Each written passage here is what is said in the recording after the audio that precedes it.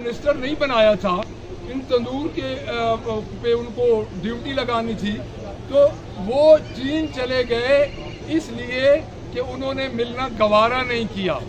इनकी हमारा एक ब्रादर इस्लामी मुल्क था चीन, उनका दौरा पहले, ये को रातों रात तो दौरे अरेंज नहीं होते, पहले से ये डेट्स अरेंज थी। तो उनको चाहिए ये था कि जब वो पार्टी में वो समझते हैं कि उनकी हैसियत है, प्राइम मिनिस्टर की हैसियत नहीं है, चीफ मिनिस्टर की हैसियत नहीं है, तो उनको इधर होना चाहिए था।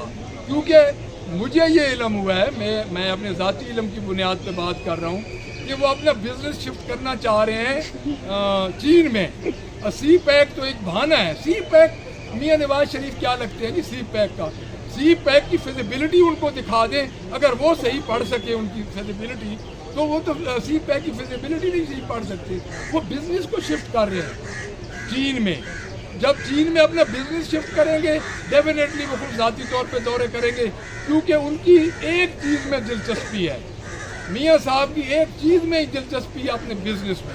जहाँ पे उनको बिजनेस का बेनिफिट मिलेगा, पहले उनको इंडिया से बेनिफिट मिला, उन्होंने उधर रुख कर दिया, अब उनको चीन से बेनिफिट मिल रहा है, अब वो उधर रुख कर रहे हैं। बाकी आप खुद देख लें कि इन्होंने एक ब्रादर इस्लामी मुल्क के सरबराह के साथ क्या सलूक किया है। जब हमारे में इतनी अखलाकी ताकत है तो हम उनको मना कर देते, वो ना आते।